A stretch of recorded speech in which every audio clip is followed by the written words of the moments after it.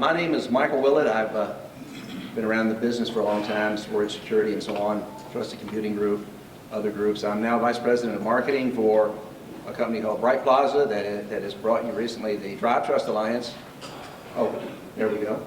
The Drive Trust Alliance, and that's what the TCG work, the Trusted Computing Group work, in storage recently, plus the work of this newly created alliance, the Drive Trust Alliance, is kind of the focus of this session. Drive Trust, protecting your stuff.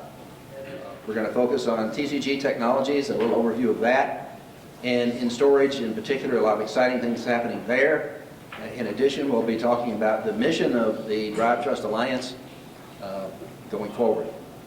There are 5 speakers in this session in 1 hour, so we're packing it in. So I would ask that you reserve your questions until the end. We're saving a little period of time at the end. And the information is cumulative, as you will see, and so perhaps even your question will get answered by the end of the 5 speakers. Myself, I mentioned, I'll give an introduction to self-encrypting drives, one of the technologies standardized by the Trusted Computing Group. We're lucky to have with us Mark Schiller, who's the Executive Director of the Trusted Computing Group. He'll give us an update of some of the current activities in Trusted Computing Group, in particular a lot of the activities in storage, including NVMe and so on. Then we have Tom Coughlin. Tom gave you a 1-page overview of his updated forecast of SED marketing. He had written a paper, a very visionary paper some years ago, and he's recently updated that paper, and that's what Tom will give us a nice summary of here in this session. Then I have Bob Thibodeau, is CEO of this Drive Trust Alliance, and Bob will give you an introduction to the mission and purpose of the Drive Trust Alliance. And then finally we have John Tagway with Micron. They're one of the early sponsors of the Drive Trust Alliance, and John will give you a sponsor view of the value of the Drive Trust Alliance. So with that in mind, I'm going to jump right in and give you a 4-minute summary of intro to the self-encrypting drive technology so that each of these other speakers don't need to do that. I mentioned the Trusted Computing Group. It's a standards group. Mark will say more about that. The focus item for us is the storage work group that has produced a number of specifications over the years, and in cooperation, all the vendors have participated. Cooperative, competitive vendors have gotten together and created these very detailed specifications for creating this technology, in particular self-encrypting drives. Trusted Computing Group has developed these specifications. The one I mentioned, self-encrypting drives, among others. And actually, what is a self-encrypting drive? Well, it's self-defined. The encryption for encrypting the data that's written to a drive, or even decrypting the data read from a drive, the hardware for that is in the drive electronics itself. It's a very mature technology. The specs have been out for 7 or 8 years on multi-generations of products. All the vendors, hard drive and solid-state drive, are building versions, if not all of their drives are now encrypting enabled. So it just seems the most natural place to put encryption of stored data is in the device that's storing the data. Very, very ideal spot, in fact, to put that sort of encryption.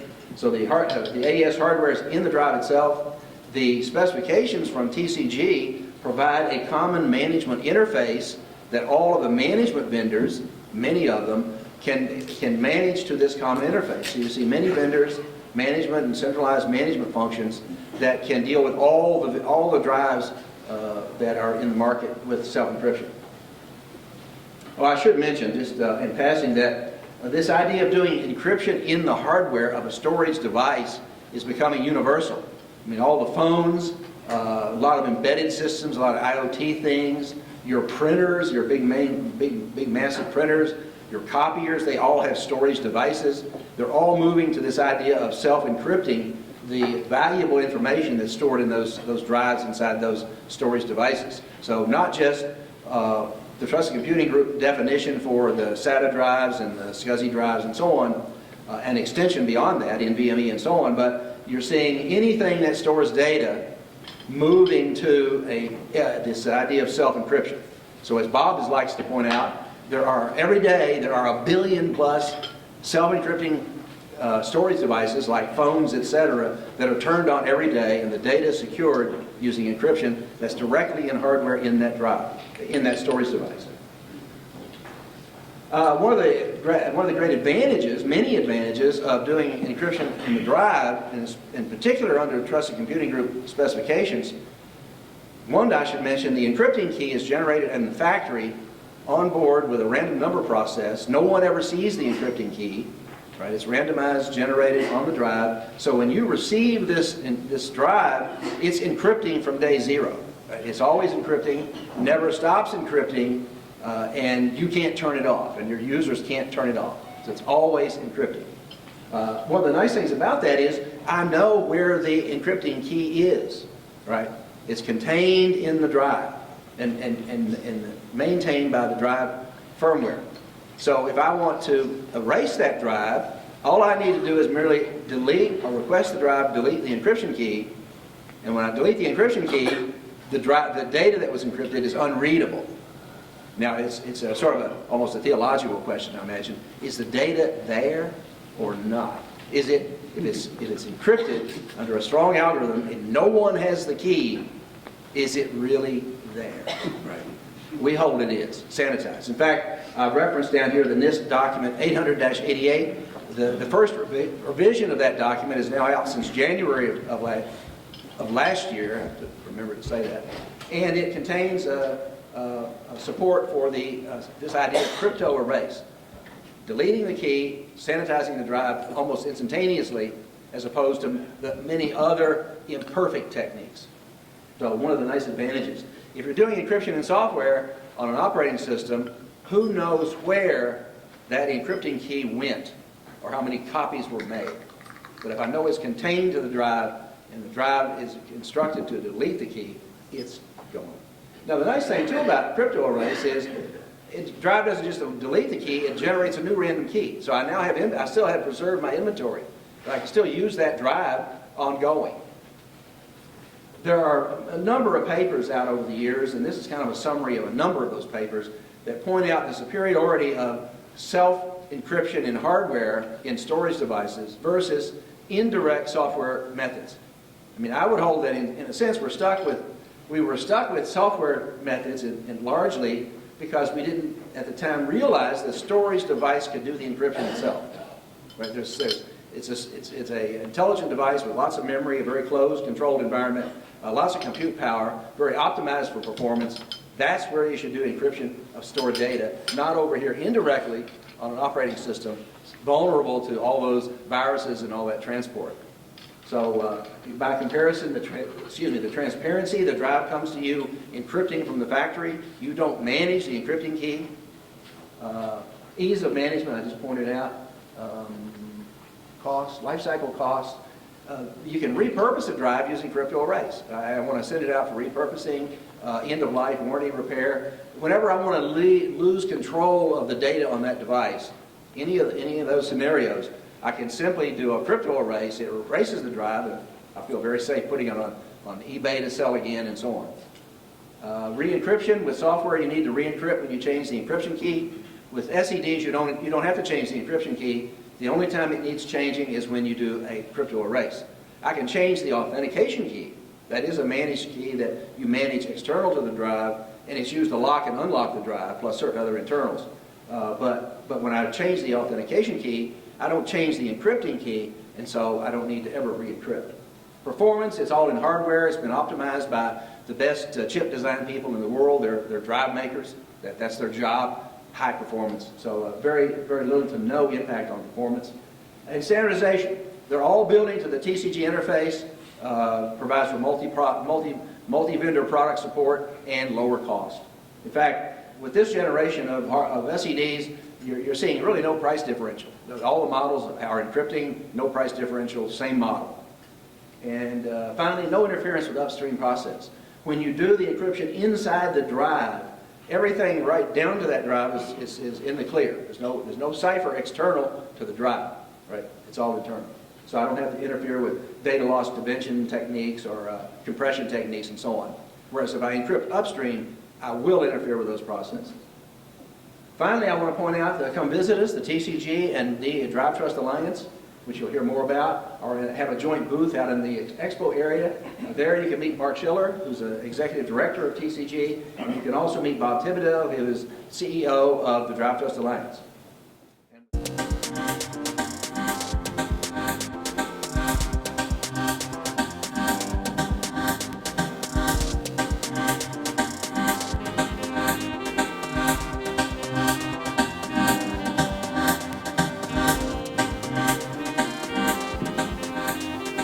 Hi everybody and good morning. Thanks Michael for the introduction. As mentioned, I'm Mark Schiller, Executive Director of the Trusted Computing Group, and our group creates a lot of the standards that were just referenced for self-encrypting drives and so forth. We are a collection of about 100 plus entities. That includes many commercial companies. We also have governments participating in the organization, as well as academics and a set of experts in the field of the collective fields of security and so forth. So our group has lots of different areas of security that we address, but the one that's most relevant to the group here today is the security aspects that relate to storage specifically, and that work goes on in the Trusted Computing Group inside our storage work group. Like a lot of standards work groups, like a lot of standards groups, we're organized into different themed areas of work. One of those is storage. We have areas that also relate to Trusted Platform Module and many other different aspects of security that our group covers, including servers, including PCs, and just about any kind of device type that you might want to create security capabilities for and standardize those capabilities. Most recently, that extends to the Internet of Things, so we have new groups that are focused on Internet of Things and also the automotive area, both of which are, I think, very interesting with respect to their needs for security, and in particular for their needs for storage security. So there's a big intersection there between the general security needs in IoT and automotive, and I think the storage area that you'll hear about later. So nothing too surprising here, but why do self-encrypting drives? I think we're all aware that there are major financial and legal consequences associated with data loss, data breaches, and so forth, and those related laws may provide greater protection for companies, for entities, and so forth when there's loss of a device that contains data, if that data can be shown to be encrypted and protected so that it's not in the clear, so that it's not revealed to somebody that might acquire that data. As Michael mentioned, one of the things that's extremely important for self-encrypting drives and one of the major drivers for doing encryption at a hardware level is the overhead is much lower for self-encrypting storage than it is for storage where there's a software overlay that provides the encryption. So that's a major driver. And the default encryption mechanism that Michael spoke to, basically when you get the drive out of the box, it's encrypting from time zero of use is really a key element to that. A use case that Michael also mentioned is fast cryptography erasure that sanitizes the drive. That's another key feature for self-encrypting drives, and that also helps for reuse, repurposing, decommissioning, and so forth. As I mentioned, Trusted Computing Group, and Michael mentioned this as well, produces a set of specifications on which self-encrypting drives are built and standardized. Those specifications are tiered, so we have a set of base core specifications that kind of define the overall architecture, and then within that, as a companion to that, we have specific specifications that talk about how those apply to particular storage interfaces. So that would be interfaces like ATA, SCSI, USB. Each of those has a particular set of commands and mechanisms and protocols for talking about how you activate and effectively use the security capabilities on those storage devices through those different interfaces. So those specs are all developed within our group as well. Another important set of specs that kind of sits underneath that tier are security subsystem class specifications. Those describe subsets of the functionality drawn from the parent specification that apply primarily to particular use cases. So those include things you may have heard of like Opalite, Opal, Pyrite, Enterprise. As an example of differences there, there may be particular restrictions in a jurisdiction for how or whether or not you might use encryption. So those could be articulated in different versions of those security subsystem class specifications. And then underneath that, at an additional level of finer granularity, are feature set specifications that allow the industry collectively to be very responsive to customer needs for particular feature sets. So it allows us to augment the base work that's been done in the set of higher level specifications with specific feature work that allows us to respond to those customer needs very quickly.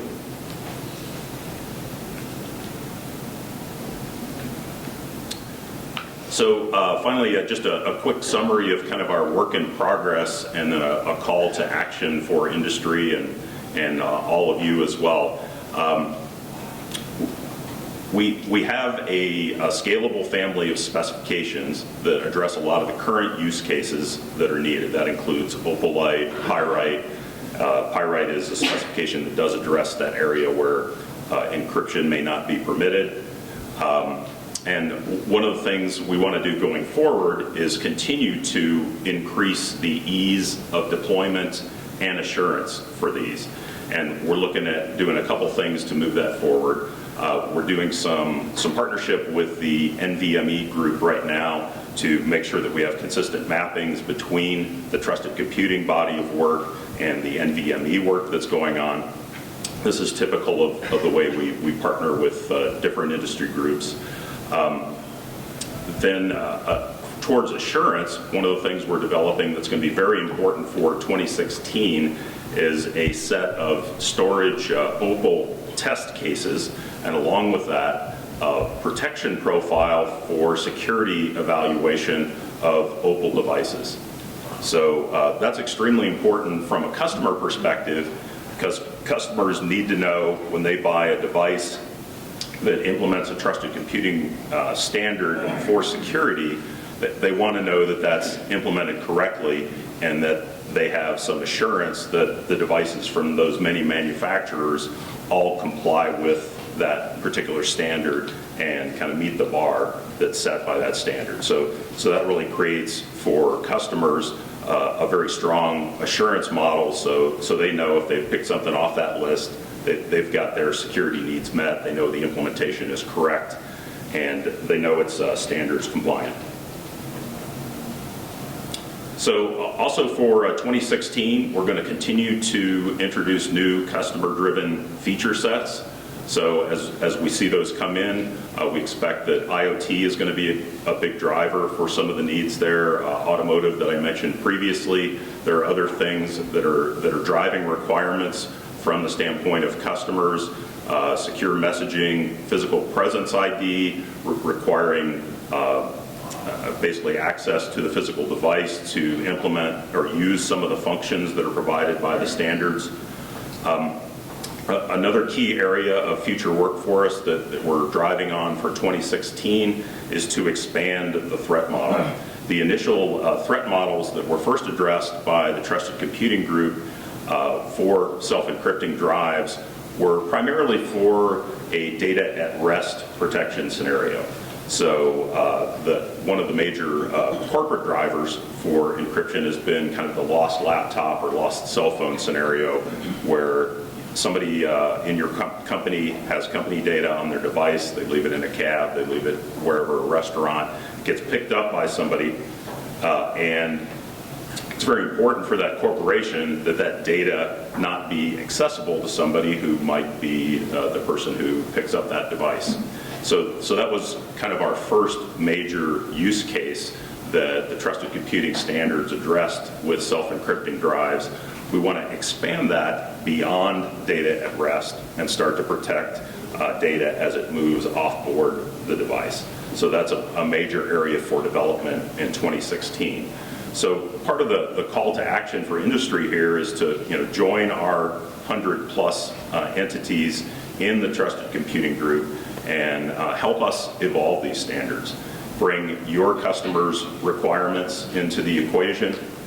If you see unmet needs out there, if you see improvements in manageability that are needed, key management, whatever area, please bring those needs to the collection of companies in Trusted Computing Group. Join us and help us evolve this standard set. We see a lot of needs in industry to kind of move this forward rapidly, and we'd really like as many voices in that conversation as possible to do the best job that we can in those implementations. Thank you. All right, thank you.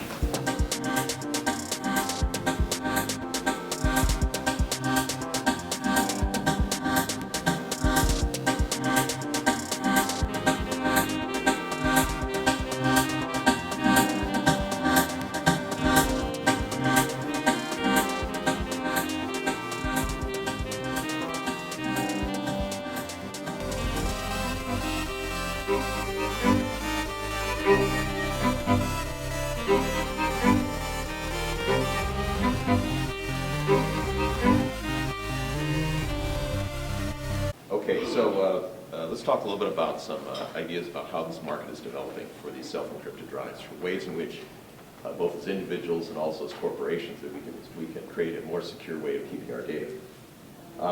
So factors impacting the use of these self-encrypted drives. First of all, initially, back at this point, several years ago, they were higher cost. Although that's changed now, it's basically comparable. There's no additional cost for the self-encrypting function. There's little corporate IT spending. We had economic disruptions earlier in the phase of this. Revenue uncertainty, price sensitivity by OEMs in buying things. Also misconceptions about the difference between hardware and software-based encryption technologies.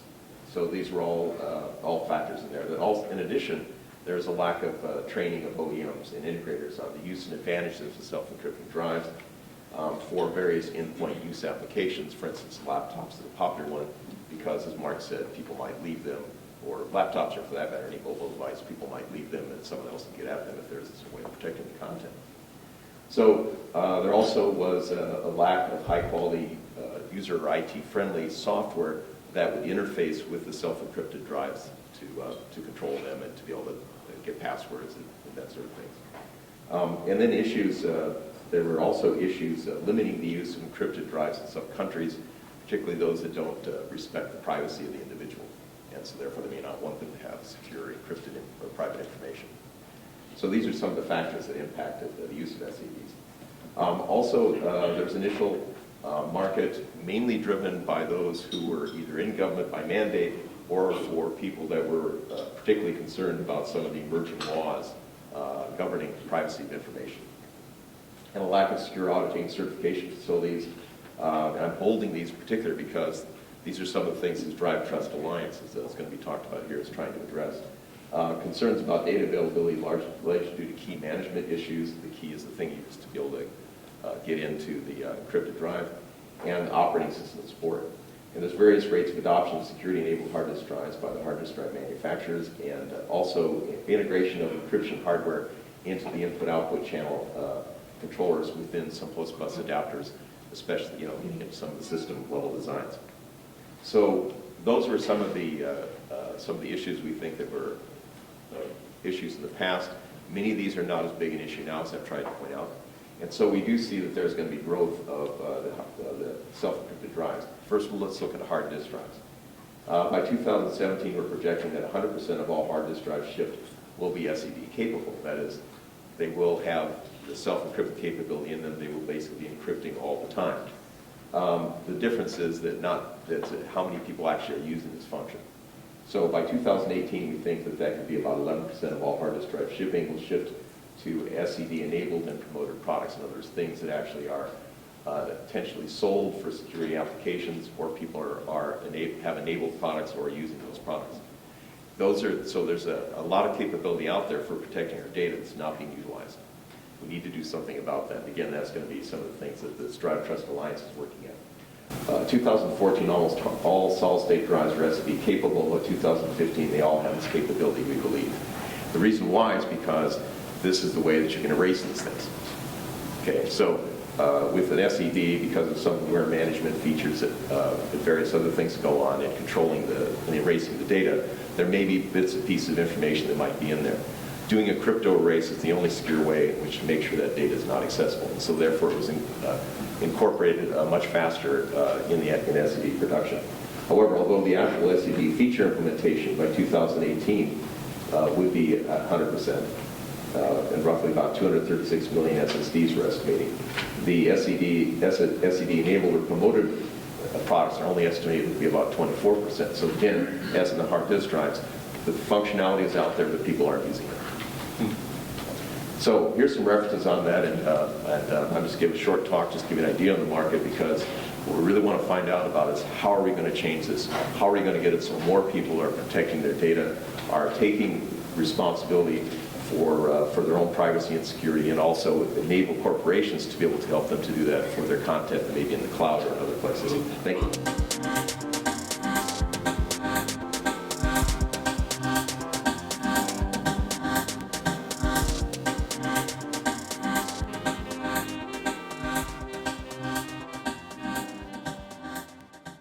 Since sort of semi-retired from real work and decided I would go after something which is I'm calling tidying up SED adoption. What I'd like to do, and we're doing that within this thing we call the Drive Trust Alliance, and I'll give you all a little idea about that in a minute.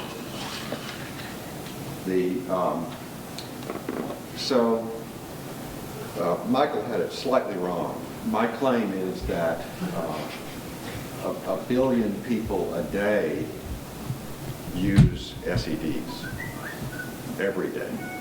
In fact, I'll guarantee you everybody in this room is using an SED. Okay. And you may probably have it in your pocket right now. Okay. So I told Steve Jobs about SED technology in 2004.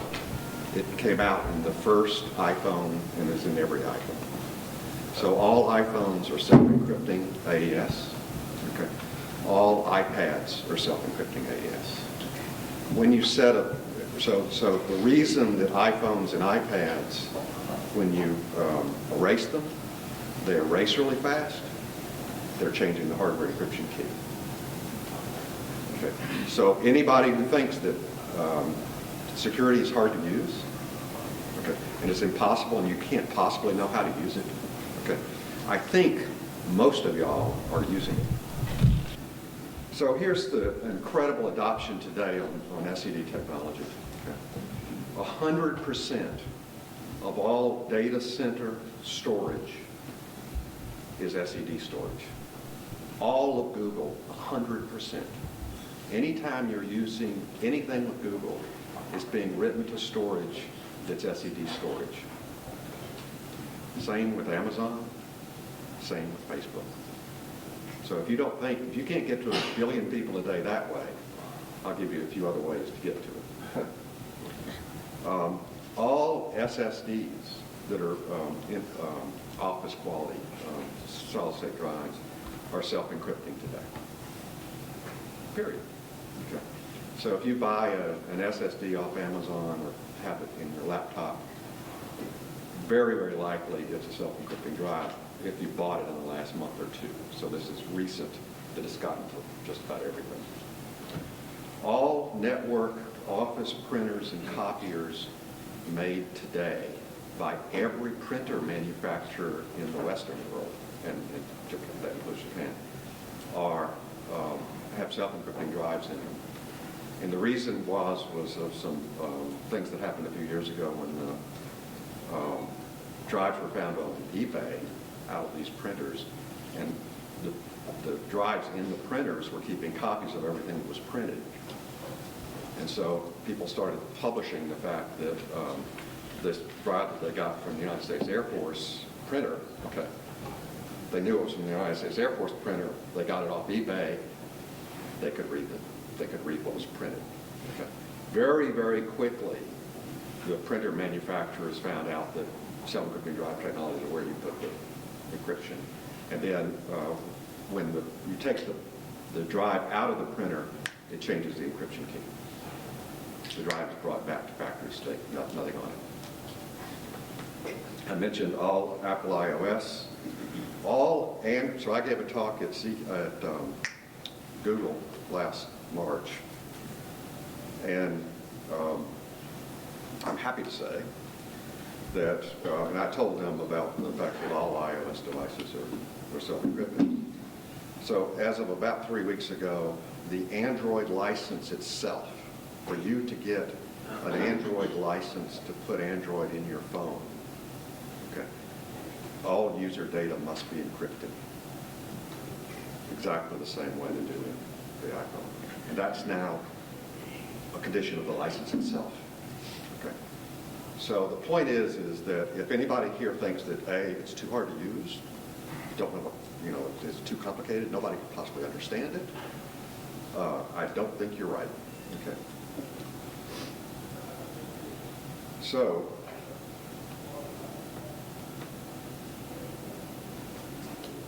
this is the question I've got, the general question is, show me something for protecting privacy that's been more successful than this. I can't find it. There are things that are probably as successful, but not anything more successful than this. So what we're after in the Drive Trust Alliance is we're after tidying up the places where self-encryption is not already completely adopted.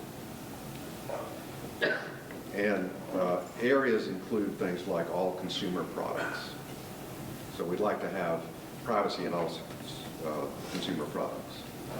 One of my arguments is a car in the next 5 years is going to become one of the most dangerous privacy invasion devices in the world. Okay. I don't have my key fob on me. But what I'd like to have is a car key fob that you push the button and it says reset all the memory in the car, all the non-volatile storage in the car to factory state. So when I sell you my car, you don't get everything my daughters and everybody's been driving in the car and all the places the car has been and all the other data that the star car is going to be storing. Okay. All my driving habits, what stores I go to and all this other stuff. You're not giving the guy all that data. You push the button, and in your car key button, this is not heavy-duty science. Okay, this is not impossible. You push the car key button, and it resets the thing, zeroizes all the storage to factory state. Now you give the car to the other guy, and he's good to go. So we see automotive, for example, one of the things that we're doing in the Drive Trust Alliance is we're going out to automotive and we're saying every non-volatile storage device in your car that you're designing today should be self-encrypted. And the user, the way the user interface is all that storage is you already have. It's your car key. If you can start your car, you lose the car key, you've got to figure it out. Obviously, and then there's also the remote find your car thing and zeroize it. So if your car gets stolen, you go on the web and you go zip it. Okay.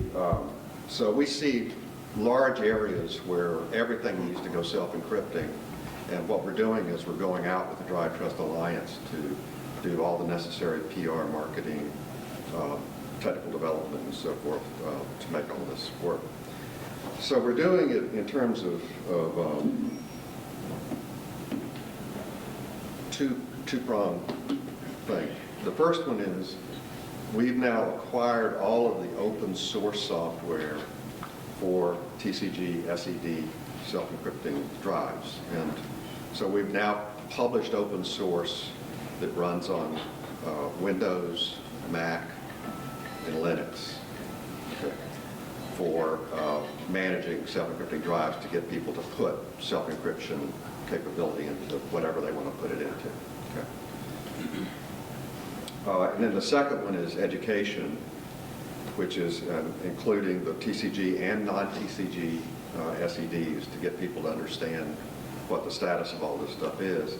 And if we're going to use that to move it into these domains that there is basically no adoption right now, and try to push for that. What we're doing is we've got a number of what we call major integrated services programs where the mission of the Drive Trust Alliance is one purpose, which is SED adoption. And it brings unparalleled privacy to people. It allows you to be in control of your own privacy. So for the last decade, I've sat on the American Bar Association Digital Evidence and E-Forensics Committee among bunches and bunches of lawyers that try to get data from you, figure out what you've been doing. Okay. And I did a talk that was supposed to be 30 minutes 10 years ago to these guys, and it turned out to be a 4.5-hour talk. And what happened was I started telling people how the self-encrypting drive worked, and then you had the lawyers shooting each other across. I had about 80 lawyers in the room shooting at each other, some of them saying, this has got to be stopped. You can't have this kind of, people can't have this kind of control over their stuff. They can't deny it to law officials and so forth and so on. And so what I did was I said, so they were going at it, and I said, just a minute. I said, how many of y'all in this room want self-encrypting drives? Okay. And about 80% of the hands were. And the lawyers shut up. And I've been invited to these meetings ever since. Okay. So here's another example. This is a Western Digital USB drive. 100% of these are self-encrypting and have been since day one. Okay. This is a 45% global market share of USB drives, of the big ones. Okay. So, and there are 100% of those are all self-encrypting. They call it hardware encryption. So we're going after some major projects. One is consumerization of SED technology. Bring it to the consumer, bring it to the average person, let people know that they've already been using this stuff, and all they have to do is demand it on everything else, and you got it. Okay, the technology is mature. IT deployments of SED technology, the data centers are already using it, but the employees don't have it. So IT for the employees don't have it. For the data centers, they have it. Automotive SED for privacy, what I call infrastructure, ISP management for personal information privacy and so forth and so on. And then a last one is sort of advanced concepts and SED technology where we do demonstrations of what you can see in the next few years. So I'm going to leave it at that.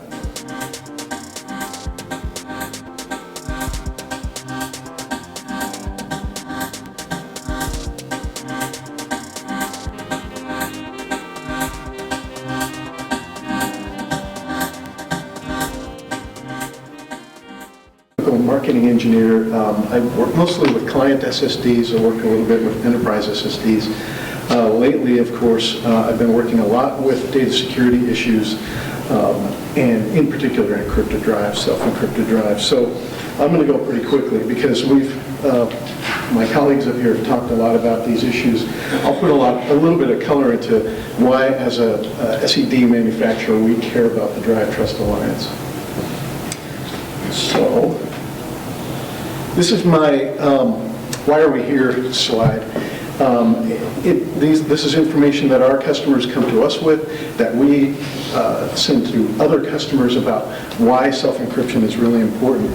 The upper left here, back in 2012, Gemalto published some data that said about 250 million customer records were compromised by data breaches of one sort or another. The following year, it's up over 500 million records. And then in 2014, you're talking about an even billion customer records that were breached. Now, that's of all data breach types, right? Whether it's hacking or intrusions or lost devices. We believe that lost devices account for somewhere in the range of 10 to 20% of that number. But 10 to 20%, not the biggest item in the Pareto, but 10 to 20% of a billion records is a huge number, and that's why we're here. Breaches affect all industries that you can think of. This is probably a little bit small for people to see, but we're talking about 80 billion healthcare records, financial services, and retail, Home Depot, Target, those type of breaches, all are causing customers to have to go to various services to protect their data or recover their identities. And then a big one for our corporate customers. According to the Ponemon Institute, about $6 million in financial cost happens every time you have a data breach, whatever number of records that has to be. This pie chart here in the lower right, then, the biggest loss, 57% of that loss for every data breach comes because of lost future business. Reputation damage is the biggest thing that happens to companies when they have a data breach of any type. The threat vectors we've talked about already, but two buttons. The threat vectors we've talked about already. Data at rest is what we're focused on with regard to SEDs. This is kind of a slide that I used to tell our customers. We're not here to tell you that we're going to protect all of your data in flight, data in use, all these things. We are here to protect data at rest. Virus protection, firewalls, anti-malware, all that stuff is still really necessary. So we talked about this a little bit as well. Data breach at decommission, and I'm starting to believe that data breach at decommission of a storage device or notebook or what have you actually is becoming a bigger issue than intrusions and lost devices and that sort of thing. This is kind of a rundown of people who should know better, organizations who should know better, who have lost or almost lost data when they were trying to retire or repurpose a device. Lockheed Martin lost data with regard to a ground-to-air missile system when an unencrypted drive was sold on eBay.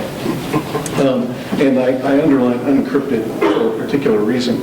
The state of New Jersey lost 46 computers. Well, they didn't lose them. They were trying to repurpose them, sell them at auction to regain some capital at the end of the life. Excuse me. They contain Social Security records, tax records, that sort of thing. NASA, who you would really hope would know better, tried to sell computers secondhand that were not erased and had information that was extremely sensitive. So really, like I said, people who should know better still let data get out into the wild. So we touched on this also a little bit earlier. NIST Special Publication 800-88, Revision 1, went to Revision 1, fully published document during the course of 2015. That document has a wide array of methods that you can use to destroy data. SP 800-88, Rev 1. So the physical destruction of devices, purging and overwriting these Gaussing or degauss systems to eliminate data on hard drives, all are covered, but all are time-consuming, costly, and in some cases not necessarily effective to destroy data. In particular, I'll talk about SSDs and trying to do an overwrite on SSDs. Really not the right way to go because of the dissociation between the physical location and the logical address of data.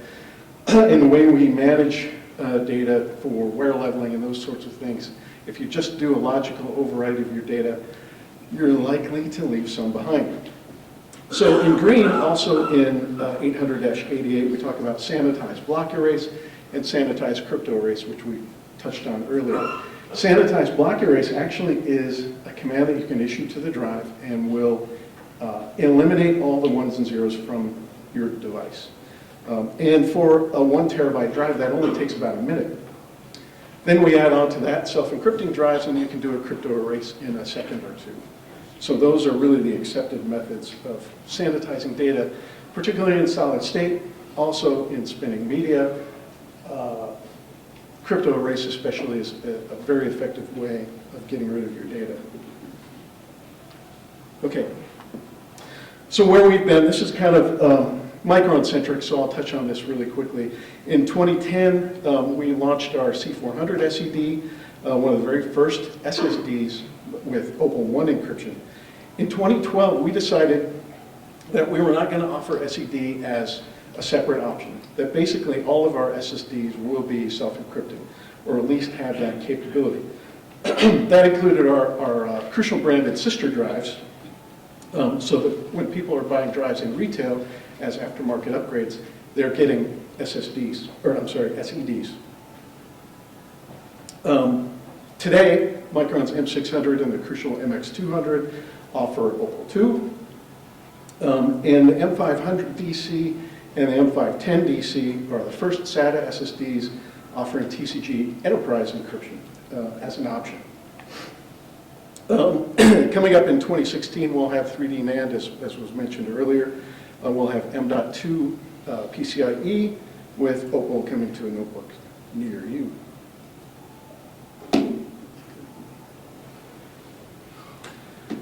So why we're here and why we're in the Trusted Computer, the Drive Trust Alliance. Tom mentioned earlier that less than 10% of SSD purchasers actually use encryption features. From our data with our retail brand Crucial, we can confirm that that's really true, at least for a self-selected group of people that respond to surveys. It is in the single digits of people that get a self-encrypting drive and actually use it for that purpose. Our OEM customers still are in a situation where they're asking us for particular SKUs that aren't self-encrypted. For reasons of their own, there are some complications, including having SKUs that aren't necessarily shippable to every geography in the world, and there are other reasons as well. So we would like to help our OEM customers understand that self-encryption is something that they should be adopting more broadly. BitLocker SED management awareness is low, but it is available. Have you heard of eDrive? I always ask this question, has anybody heard of eDrive? A few, and that's an issue. You'll see documentation from Micron, from Samsung, SanDisk, Intel, all the SSD manufacturers about eDrive support, but hardly anybody knows what that means, and so we need to help that. And help that education process. So finally, why we're in the DTA. We are a DTA sponsor. We joined at the launch in October.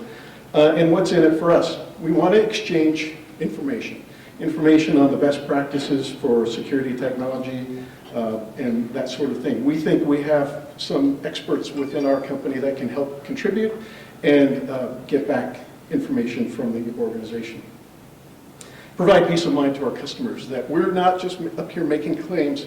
We have the industry behind us that tells people we know what we're doing with regard to data security. Educate our customers with regard to availability of these products. Improve our products going forward. Our SEDs and the associated software tools through what Bob mentioned a little bit earlier with regard to open source software tools, and innovate for, excuse me, new data protection schemes going forward. So that's all I have to say for today.